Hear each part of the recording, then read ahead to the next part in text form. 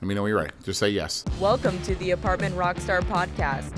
Join the apartment rockstar Robert Martinez, a real estate industry icon and two-time national independent renter owner of the year, as he interviews the best in multifamily apartment investing and management. Follow his journey to 10,000 units and beyond. Robert, what's going on? Thanks again for doing this, man. Hey, George, thank you. Great to have you. Great to have me. Thank you. So, one thing I did want to touch on is you founded Rockstar Capital, I think, in 2011. And since then, obviously, you're managing a host of apartment communities within this, a lot of rental units. You're really in that multi-unit complex ecosystem or space. What really got you into this, and how did this whole thing come about? The inefficiency and the inequality of corporate America is what got me here. Like a lot of your listeners, I went to school and I got good grades. My parents came from blue collar, middle class income families. Education was very important. They made sure we were prepared and we were going to follow that track towards the American dream. And so I went to Texas A&M. I got an engineering degree. I was more on the sales side though, right? A lot of my classes involved marketing, business. It wasn't strictly engineering. And that was also reflective of my GPA. I wasn't a 3.8 or 4.0 guy. I was one of the guys that probably had something closer to a low 3. And so when it came to time to graduate, I wasn't going to be working in some think tank. I wasn't going to be working in a cubicle trying to figure this out or figure that out or try to make sure this process was improved. I was going to go out there and I was going to sell large pieces of equipment. So when I got out of Texas A&M in 97, I moved to Houston and I got involved in the oil and gas sector. I worked for different manufacturers, selling large pieces of equipment to people with PhDs and basically going through the whole life cycle cost benefit analysis. You explain to them our unique value proposition and why they should buy our product over somebody else's product. And I got really good at it. It takes a bit of a personality to be able to speak the language from your manufacturer to the end user customer. And I did that for a number of years, the better part of 10 years. And I realized that after a while, I should have been making up here, but I was making here every year. And it's because my employer made sure that I made here. Even though I would outperform, I would hit whatever sales quotas and targets there were, I wasn't seeing the full benefit. I wasn't getting the residual income of the seeds that I planted 2 or 3 years ago. My employer would like to play games and essentially give some of my territory over to somebody else, which I get it. They're trying to help somebody stay alive and they're trying to get their better performers like me and give them struggling areas and try to grow that. But that doesn't motivate you if you're a good sales guy, right? I come from a world where I have to kill what I'm going to eat at night.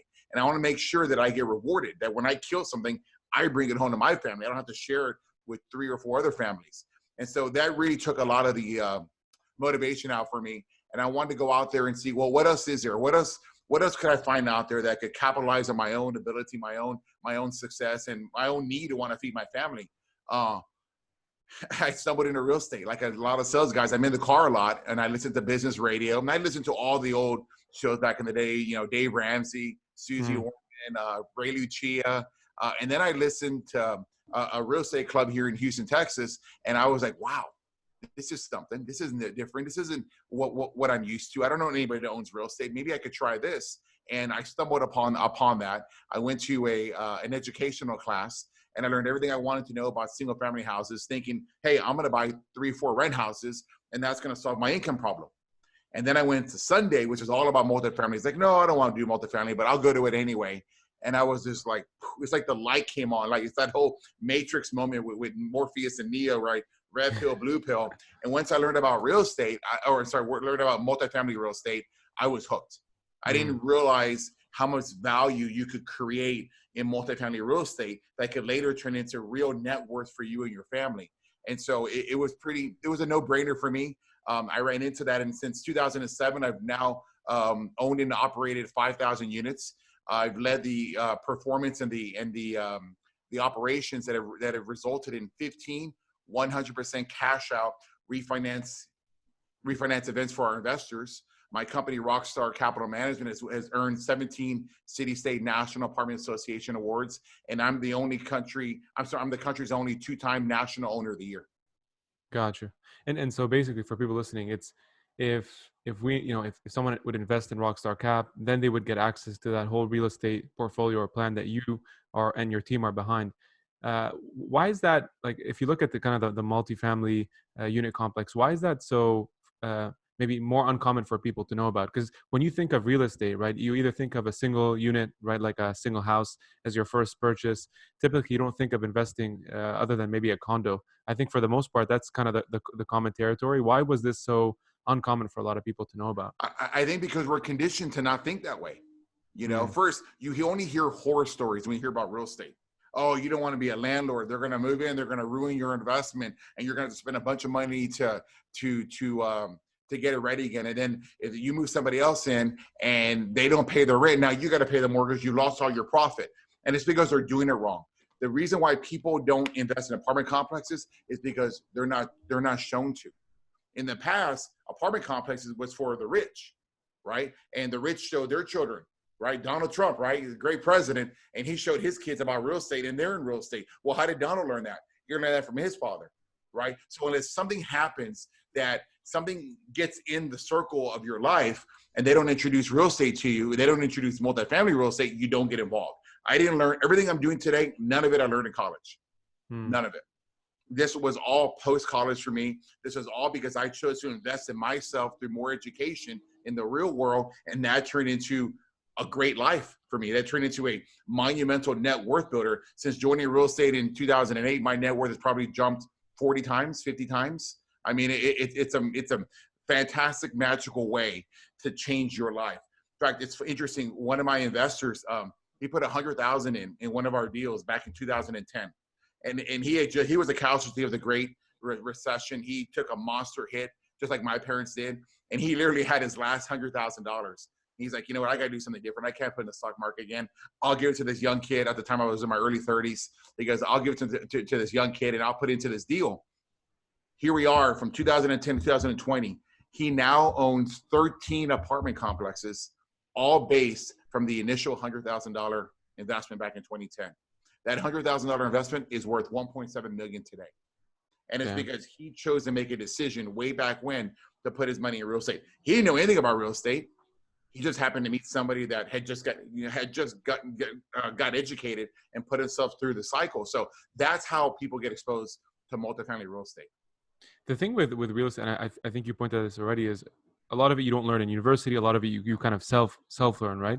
But that can be a weird path as well if you get caught with the wrong people, with the wrong content. So how did you go about finding credible sources to learn from?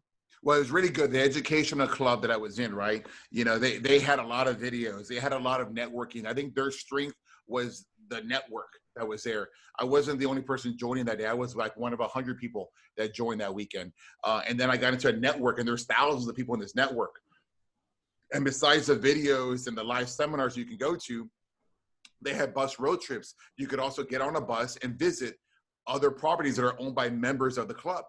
And with that, you share knowledge, you share experiences, right? And so you somebody else's mistakes, they show you what not to do, just like I've shown them what not to do. And so you kind of go through the path of your real estate career, making less mistakes, having less pitfalls along the way.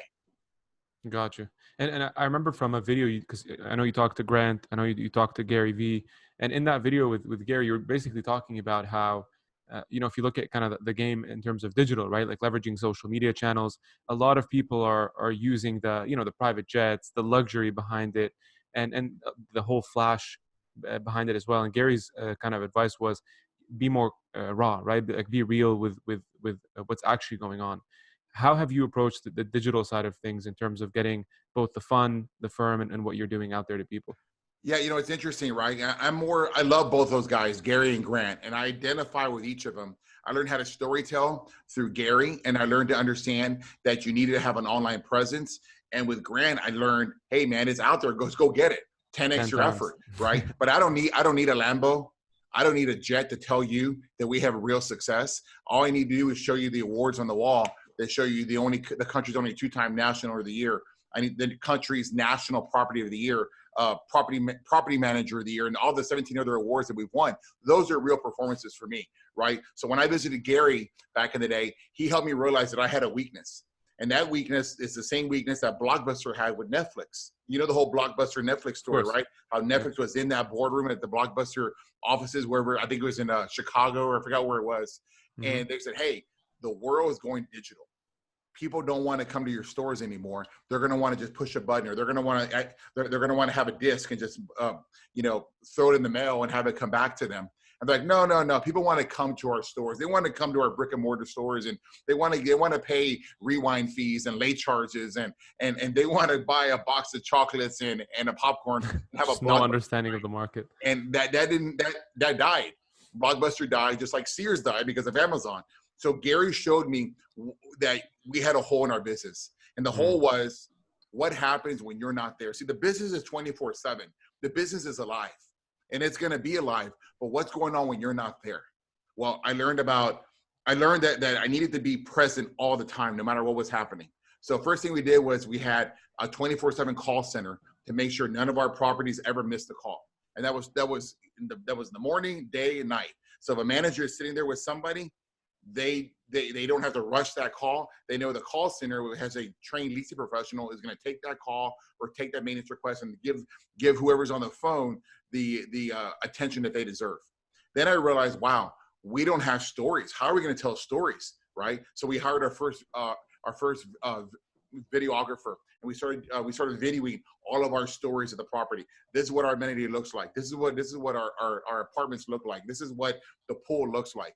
Then I realized, wow, we need to have a brand. We need to have a reputation. And that came a little bit from Gary and from Grant, right? Because if you're not promoting it, you're demoting it. Well, we have all these big awards. We have all these success stories, but you don't know about it unless I tell you, right? So if you're not promoting it, you're demoting it, right? And so that was a Grantism, right? So we decided that we were going to own reputation management. And we went to all the review sites and we read them, and they're really hard to read, right? They're really difficult when you see somebody complaining. You have to have thick skin. But then you start to realize, where are all the success stories? Where's the story about the guy that moved in with his family and this is their first apartment? Why hasn't that been told? Aren't they happy when they move in? Where's the story about the resident's been there for 3 years and she loves the brand new air conditioning that your company put in there last year for her? That was the reason why she renewed. Where's that story? So we started to realize, we're going to drown out the hate, we're going to drown out the noise, and we're going to flood it with stories of positivity when they move in and when they're renewing. And you put all that together, and then you create a world where maybe they don't come to the office anymore. A world where they just lease online. Back in the day, people would have an apartment guidebook and they show up on a Saturday morning and they would go to 10 apartment complexes. That doesn't happen anymore. People go to your apartment complex online throughout the week, and they see, what do they read? They look at the stories, the videos, and the reviews. When's the last time you went to Best Buy and you didn't know what camera to buy? You didn't know what headphone to buy. You didn't know what TV to buy. You asked them, hey, which one do I buy? Well, everybody's buying this one. Well, isn't that like a review? When you see floods and floods of reviews, you're like, hey, this is a good place. So that come Saturday, they don't have an apartment guidebook. They have a small notepad of like 2 or 3 properties they're going to go to, and they're going to go to the one they like the most first. And if that one lives up to what they saw online, they're going to lease there. And that's what we did. We made sure that we had virtual tours. Right now, you have this C-19 effect. It's not really affecting us. We're continuing to lease apartments. We're continuing to go and do this, virtually. We did 90-some leases in the last 2.5 weeks throughout the portfolio. I got about just under 4,000 units, and none of them were face-to-face. Everything was done online. Everything was done through e-signature, rental verification, employment verification. Everything was done using our software. They would look at the videos, they like it, they would click submit, they would start the application process, and they're off to the races. Within 48 hours, they got a confirmation saying, hey, your apartment's going to be ready on the 28th of April. What do you think of the market right now, talking about the C-19 and kind of pre-post situation? Are you seeing that this is a good time for someone to get into the multi-unit space? Like, what are your thoughts essentially in terms of how the market is right now and maybe post-COVID? So I think this market is doing a lot of things for a lot of people. I think it's testing your liquidity. I think it's testing your solvency, and it's testing what you did when times were good. What did you do when the harbor was full and all boats were floating? Were you preparing for this day? Good point. You have a virtual presence. You have a brand. You have a way to storytell. If you don't, you're up the creek right now, right? How are you going to do this? I see people right now, they're taking their phone and they're doing this in their apartments, trying to get some sort of digital presence and load it up to their website. It's too late. The boat has left the harbor, and if you're not on that boat, you're done. So I think it's testing what people did when times were good. I don't think it's a great time for a newbie to get in real estate right now. I think there's a lot of moving parts with financing. Right now, a property that's 100% full, that is getting 100% of the collections, chances are they're not going to be getting the same collections 30, 60, 90 days from now, which means that the valuation is going to go down, right? And so if you get into contract today, you are probably going to be buying a property that's worth less. Just like when you buy your new car and you drive off the lot and you realize, oh, depreciation, I just lost like right away 50% of the value. That typically doesn't happen in apartment complexes, but it's happening right now. And so unless you're aware of that's going to happen, unless that's part of the value plan that you're offering to your investors, like, it's okay. We want people to leave. We want to get them out of their units. We want to do an eviction. We want to get those units ready. Unless it's part of the value add plan that you have, then you shouldn't buy an apartment right now. You shouldn't buy anything. Because nothing is stable right now. Your success is when you take all of the variables out of your equation and you know what all the constants are. Once you have variables, you have the unknown. You have the unknown. And when you introduce the unknown is going to happen. Expect the unexpected, right? Say for someone in their 20s, 30s, they have, let's say, 50 to 100K saved up. How would you recommend, and it might be waiting or whatever, but like, what would your approach be in terms of a newbie getting into real estate? What should they do first? Is it a single unit? Is it a condo? What should they get involved with or maybe learn about? So I think what I would say to them is, first, congratulations. That's a lot of money in your 20s and the early 30s. So kudos to you for making the decisions to get to this point. You are today here based on decisions you made 2, 3, 4, 5 years ago. You will be in the position you want to be 5 years from now based on the decisions you make today. And the number one decision you should make is realize cash is king, and it always will be. You should have value in your hand. And until you let that value go, it's in your hand. Then you want to, okay, so what do you want to invest in? An apartment complex, a rent house? Great. But invest in yourself first. Invest in education. Don't just jump out there and think, hey, I want to buy an apartment complex or I want to buy a rent house and think you're going to do it. You're going to make mistakes. When I walked through the door of that real estate club, I had a buddy, a really good friend of mine, and we had talked about buying a house together.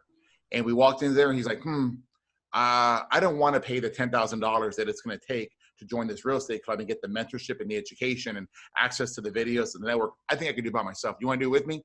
No. I'm going to join the club and I'm going to listen to the mentors. And I'm going to follow what they say. And when I'm ready to invest, I'll do that. But I'm going to educate myself first. Well, today I'm the 2-time National Owner of the Year. My net worth is up 40 times. And my buddy, that didn't happen for him. He bought a rent house. He struggled at it. And when he finally sold it a year later, he didn't make anywhere close to the profit. I think he maybe just broke even. And so had he had that education that he needed, he may not have made those mistakes that he did, because he made a lot of mistakes, as I look back on it now, that he wouldn't have made had he joined the club and learned the lessons from other people that had come before him. When you raise a portfolio, and correct me if I'm wrong, but it's somewhere near 400 mil as of today, how do you go and basically sell the story, right? Because you're storytelling and you're trying to differentiate, and obviously you've been successful in the game. But how do you get people to trust you with your money, especially in real estate? Like that has to be something where there's trust involved, reputation is there, and you're fucking executing, man. So how do you get those three things? Yeah. I think number one, your track record speaks for yourself. I've yet to spend $1 raising capital. I've raised $100 million since 2011. I've been in real estate since 2007. I ran 2,000 units for somebody else, right? Before I ever took an investment dollar from anybody. And once I did, I have stories to tell. I have stories about the guy I just told you about that put $100,000 in 2010 and now it's worth 1.7 million. And he wasn't the only story. There's other people that were in that initial deal that have continued to compound their returns. They literally gave us the money. And then 2-3 years later, through distributions and through a giant refinance event, which came out tax-free, he got all his money back and said, oh, no, you keep it, put into that next deal you're doing. And that happened 3 times. And those initial 3 deals were the seeds, and he harvests them each year and put them in new deals. So I think that you need to have a track record first, and you don't follow the money. This became a passion for me. I bought my first deal in December of 2007 with my business partner at the time. And 4 months later, I realized this is what I want to do. This is my calling. I left the safety net of $150,000 job that I was making through my commissions. And I said, you know what? I'm going to leave that behind, and I'm going to pursue this opportunity right now, which was only making $36,000 a year. That's what I was paying myself as a salary. And I sat in that chair every day and I learned. I learned the rules of apartment investing. I learned the rules of property management. Then there's a book out there called The ABCs of Property Management. I learned the ABCs of property management. I got lied to. People stole from me, but I learned the lessons. I also learned how to sell. I taught my staff how to sell. I taught them how to ask the right questions, and I learned about quality control. And I did that for 3 years so that when I was ready to take my first investment dollar, I was prepared. I wasn't just some like guys, hey, I'm going to buy an apartment complex. You want to invest in it with me?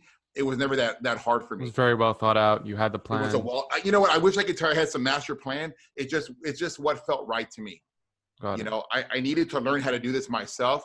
You know, the other guy that was my partner was technically the lead partner, and I was technically giving him my initial money.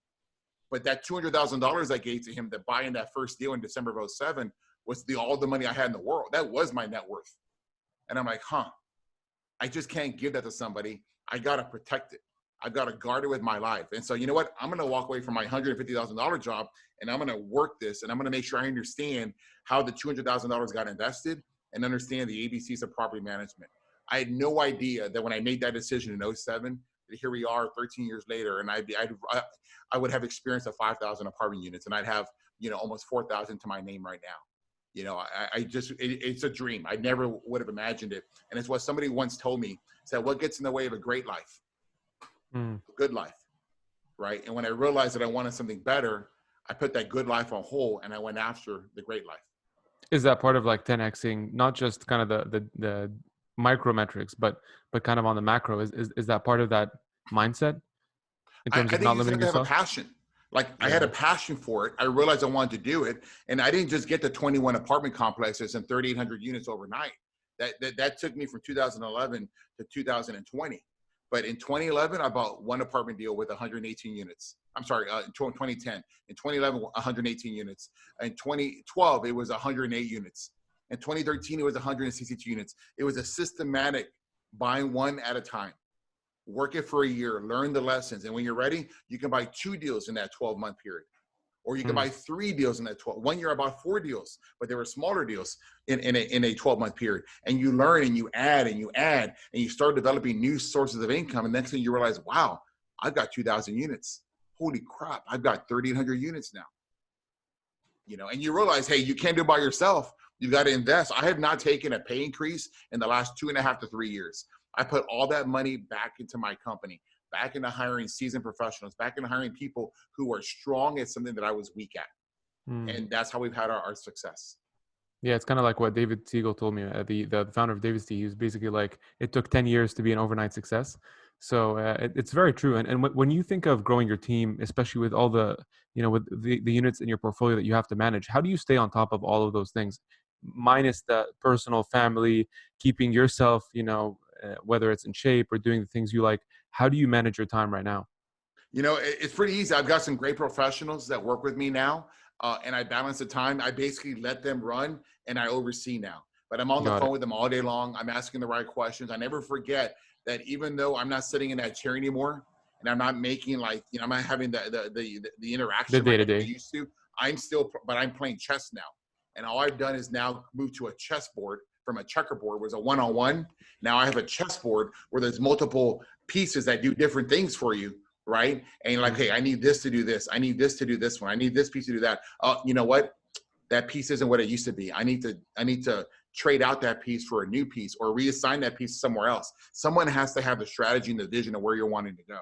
You know, 3-4 years ago, it was my choice to go see Gary V. It was my choice to go see Grant Cardone 2 years ago and take that knowledge and, you know, pay for that knowledge. Just so you know, I paid for that. I paid for those sit downs. They were not free. You know, I got to sit there and absorb information. So that's my job today, is understanding what's coming in the future and see if I can guide my company through that. Right now, we're doing really well. Even though we got the C-19 crisis, we're doing very well navigating through it. And I hope, you know, when it comes to May, we're in the same path. Interesting. Well, I got one more for you, man, in terms of, because you keep saying like now it's, and I love the chess checkerboard analogy. And in terms of strategy, The first is, where do you think this is going to go? Essentially, I know I think as you said, 10,000 units on the YouTube cover, but kind of break us what's that next step? Essentially, what does that look like in the next 5 to 10, or in terms of that continuous motivation for you? And then just on the second piece to end this off is, what advice would you give to someone right now sitting in that seat that you sat maybe 20 years ago in terms of doing something differently? I think first, it's not like a race to 10,000 units.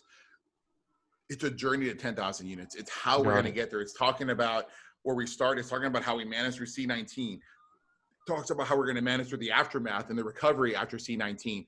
It is just documenting that. That's what fuels me, is being able to see that and watch those lessons with my team and remember how we got through them. How my kids one day are going to see this because it's on YouTube, right? Or they're going to be able to see, oh, wow, that's how dad would handle it. That's how dad did this. All the lessons are going to be there, right? And so that for me is the number one thing. Number two thing, you have to have a goal. And my goal isn't 10,000 units. My goal is to be synonymous with independent ownership of apartment complexes. I want to be the largest independent owner in the country if I can, but it's not a race. It's a journey. How did he get there? Like, the story you were saying before, it's not an overnight success, but people start seeing you and they think you're an overnight success, right? But you're going to show through YouTube or through whatever that you've been doing this for a long time. So I just want to be synonymous. I want to be as big as I can. And I don't want to live in regret. And I think that's a Garyism, is that I don't want to be 80 years old thinking, crap, why didn't I do this? Why didn't I push through that? Why did I give up on that? Why didn't I take that risk? And that for me is the number one thing, is I want to make sure that I've lived a life that I'm proud of, that I help people around me, that I've made sure that my team around me has grown with me and they're winning in the process along with me. That is gratifying to me. I think Gary likes to say that he wants to have the biggest funeral ever. I think it's a wonderful goal to have. Who's going to show up at your funeral? Yeah. Because if people show up to your funeral, and it's hard, right? People have things going on. They have their own life. You've now died. You can no longer help them. But when you see who showed up to your funeral, you're like, wow. That's who you helped, right? Touched.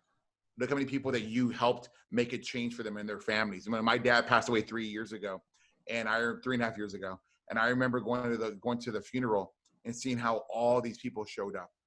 And they're all telling a story. And that was respect for my father. That was respect for the life and the interaction, the friendship that they had with him and how he had helped them in their life. So for me, that's what it is. I want to make sure that I live a life that was full of purpose and full of meaning, and that it helped and touched many other people. I've had a generational wealth shift in my life as a result of real estate. And if I can bring that to my team as well, and the people that encounter me in my life, I'm going to feel really, really blessed at the end of that and realize that I had a life of meaning.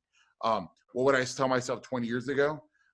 You go faster, go a little faster, have a little trust in yourself, believe in yourself a little bit more. Turn it up a notch. Turn it up a notch. I probably could have bought more deals earlier. I should have been solo from the beginning instead of thinking I needed a partner. I probably should have trusted my instinct and realized, hey, you have a good head on your shoulders. People want to be with you. It's not that you want to be with them. You're just showing weakness and you're showing a fear of being alone, right? But you're really the guy that people want to partner with, and it's for a reason, And so I think you just need to have faith and confidence in yourself and realize that you all have a plan. Everybody has a purpose. Everybody has a plan. Follow what's best for you, right? You have a strength, whatever that strength is, double down and don't worry about the weaknesses. Push the weaknesses to the side because that's fear. Don't listen to toxic relationships. Don't listen to hate because it's going to happen. People are going to doubt you, and they're going to become your fans later once you've achieved them out, which is what's occurring right now. Is that people – I remember my dad, he's like, wait a minute, I sent you to be an engineer to be a salesman? That's what you're doing? And my dad was thinking like Britannica books, door to door, or selling vacuum cleaners. I don't know what he was thinking, but to actually wind up, and then when I left that to go do real estate, I actually showed some success making $150 a year, which is not a bad living here in Houston, Texas. To go do real estate. Oh my God, that's risky. That's crazy. I mean, if I listened to my dad, I would have led his life. And I love my father to death. I love my mother, right? But they lived the life that they were taught to lead. Exactly. Better, you want something different, you've got to go out and trust yourself and lead the light of others who are where you want to be. And that's what I'm doing. I'm making my own choices based on where I want to go, not what someone else thinks I need to be. I love that, man. And especially because not everybody can see it from your vantage point, and it's not your responsibility to convince everyone to see it from that lens. So that's spot on. Well, thanks a lot, man. I appreciate you being on the show, and hopefully when you get to 10,000 throughout the journey, I'd love to have you back and we talk about that. We toast with some champagne. I really appreciate that. So for anybody out there, if you enjoy this podcast, if you like what you're seeing and you maybe want to invest with us, hey, go to rockstarcapital.com and check out our portal for investors. If you just want to get more free content or just see more videos, find me on Instagram at Apartment Rockstar, on LinkedIn. We do 2 full LinkedIn articles a week. It's going to be under Robert Martinez or the Apartment Rockstar. Or if you just want to be my friend, find me on Facebook at Rockstar. At Robert Martinez. There you go. Love it, man. Thanks a lot, Rob. Appreciate you, buddy.